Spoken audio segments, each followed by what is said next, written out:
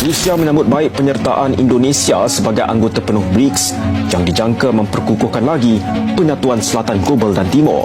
Sebelum ini, pada 8 Januari lalu, Brazil yang mengambil alih jawatan pengerusi bergili blok itu mulai 1 Januari mengumumkan penyertaan Indonesia sebagai anggota penuh BRICS. Mengenai BRICS, kita ini negara berdaulat, negara besar. Setelah Indonesia masuk BRICS, Indonesia sekarang jadi tumpuan dari negara-negara besar dan menjadi sorotan di kancah dunia.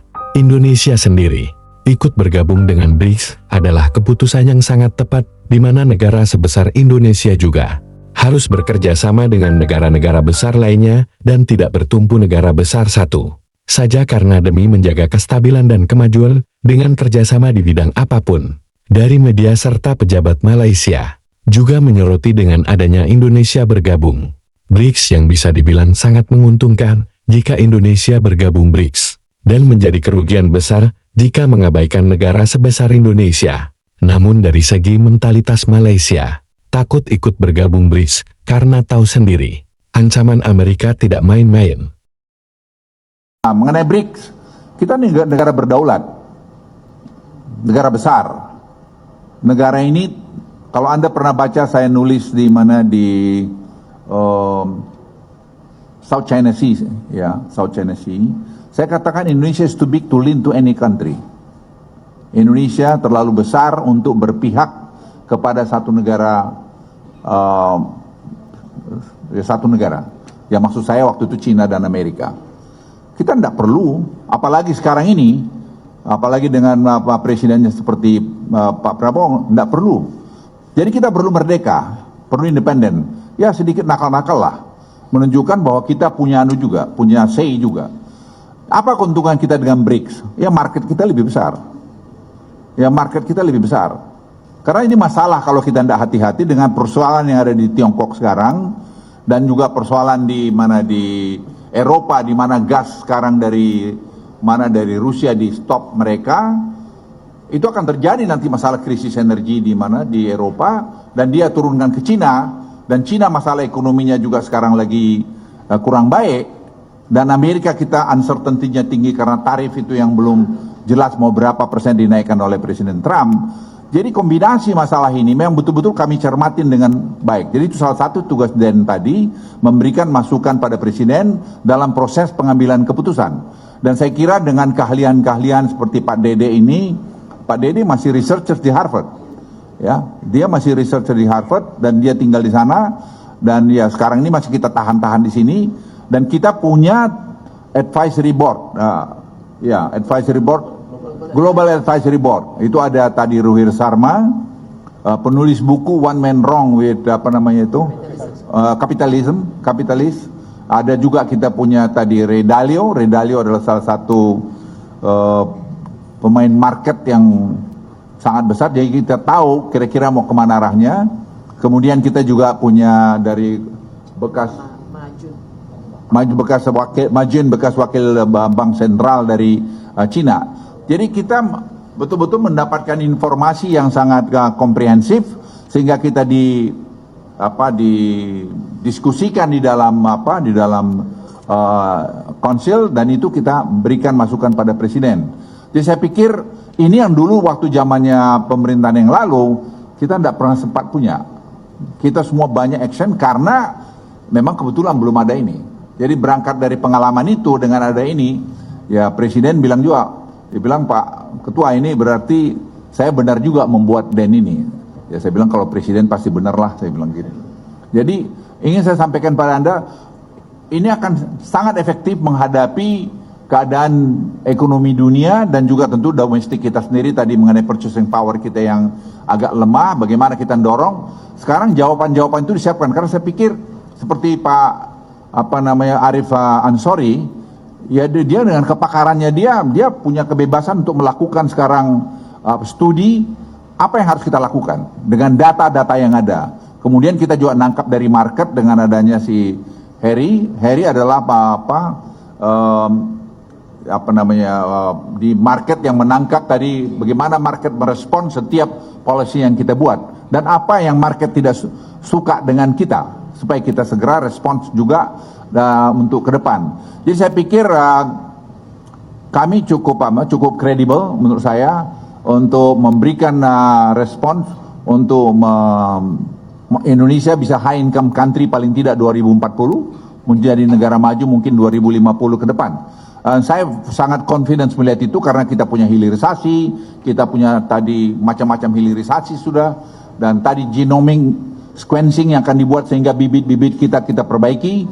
Kemarin saya juga lapor Presiden, saya beritahu Presiden kita punya kelapa sawit, yieldnya per hektar itu hanya mungkin 1,8 ton, dengan tadi pengayaan, pemurnian bibit di kelapa sawit kita bisa bikin 6 sampai 7 mungkin 8 ton per hektar.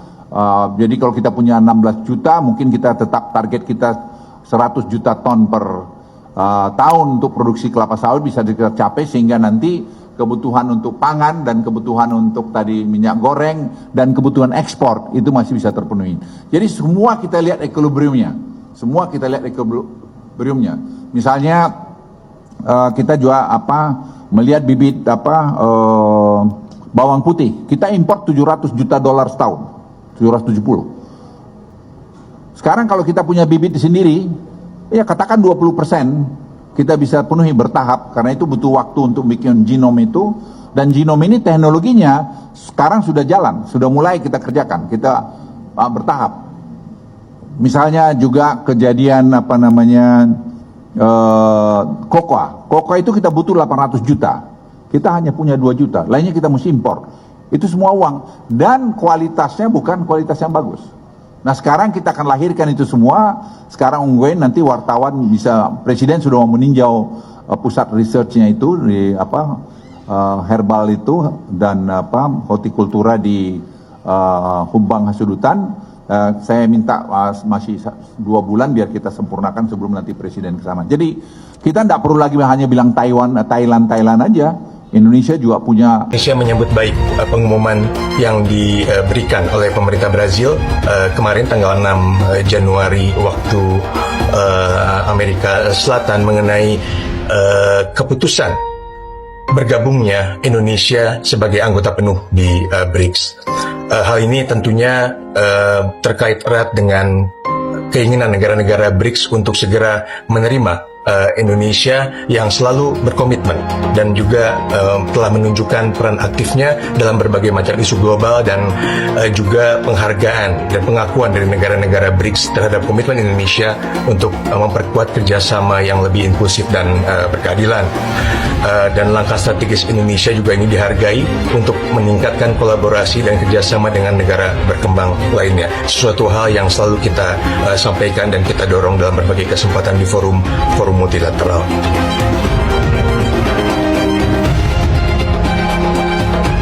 Keputusan Indonesia untuk bergabung dengan BRICS, Brasil, Rusia, India, China, dan Afrika Selatan membawa angin segar bagi perekonomian dan politik global negara ini.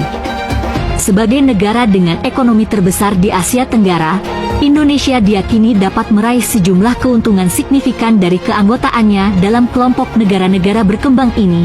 1. Akses ke pasar global yang lebih luas. Bergabung dengan BRICS memberikan Indonesia akses yang lebih luas ke pasar negara-negara anggota, yang mencakup lebih dari 40% populasi dunia dan lebih dari 25% PDB global. Hal ini membuka peluang ekspor bagi produk Indonesia, terutama sektor pertanian, perikanan, dan manufaktur, untuk masuk ke pasar besar seperti China, India, dan Brasil. 2. Peningkatan kerjasama ekonomi dan investasi. Indonesia dapat menarik lebih banyak investasi asing langsung, FDI, dari negara-negara BRICS. Dengan potensi pasar yang besar dan sumber daya alam melimpah, Indonesia dipandang sebagai destinasi investasi yang menjanjikan. Selain itu, Indonesia bisa memanfaatkan proyek-proyek infrastruktur besar yang digalakkan oleh BRICS untuk memperkuat pembangunan dalam negeri. 3. Penguatan posisi geopolitik dan diplomasi. Keanggotaan dalam BRICS juga memperkuat posisi Indonesia di panggung internasional. Indonesia akan memiliki lebih banyak pengaruh dalam diskusi-diskusi global terkait kebijakan ekonomi, perubahan iklim, dan keamanan internasional. Kerjasama diplomatik antara negara-negara BRICS diharapkan dapat memberikan solusi bagi isu-isu global dengan pendekatan yang lebih inklusif dan berbasis kepentingan bersama. 4. Diversifikasi hubungan eksternal. Sebagai negara yang selama ini banyak menjalin hubungan dengan negara-negara Barat dan Asia Pasifik, bergabung dengan BRICS memberi Indonesia kesempatan untuk memperluas jangkauan kerjasama dengan negara-negara berkembang. Ini juga menjadi langkah strategis dalam mengurangi ketergantungan pada satu atau dua blok ekonomi besar dan menciptakan hubungan yang lebih berimbang secara global. 5. Kolaborasi dalam bidang teknologi dan inovasi. Negara-negara BRICS terus berupaya untuk mengembangkan sektor teknologi dan inovasi. Indonesia dapat memanfaatkan keanggotaan ini untuk meningkatkan kemampuan teknologinya, baik melalui transfer teknologi maupun kolaborasi riset dengan negara-negara anggota lainnya. Khususnya dalam bidang energi terbarukan, kesehatan, dan digitalisasi. 6. Mendorong pertumbuhan ekonomi yang berkelanjutan.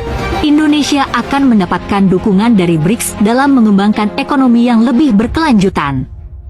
Dengan berbagi pengetahuan dan pengalaman dalam pengelolaan sumber daya alam yang ramah lingkungan, Indonesia dapat mempercepat transisi menuju ekonomi hijau dan mengurangi dampak perubahan iklim. Kesimpulan, bergabung dengan BRICS membuka peluang yang sangat besar bagi Indonesia untuk memperkuat posisinya di kancah internasional.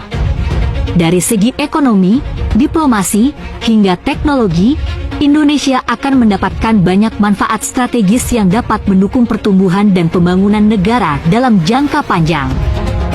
Dengan potensi besar yang dimiliki Indonesia, keanggotaan dalam BRICS diharapkan dapat mempercepat proses integrasi ekonomi global yang lebih adil dan berkelanjutan. Memang benar Indonesia terlalu besar jika hanya bekerja sama dengan negara Amerika, meskipun dulu Amerika negara adidaya yang sangat superpower. Sekarang dunianya sudah berubah dan banyak negara besar lainnya yang bisa membawa martabat serta keuntungan yang sangat adil dan kerjasama antar bidang yang bisa membuat negara semakin maju dan disegani di dunia, serta mengurangi konflik yang selama sulit terselesaikan, selalu menjaga perdamaian dan persatuan dunia.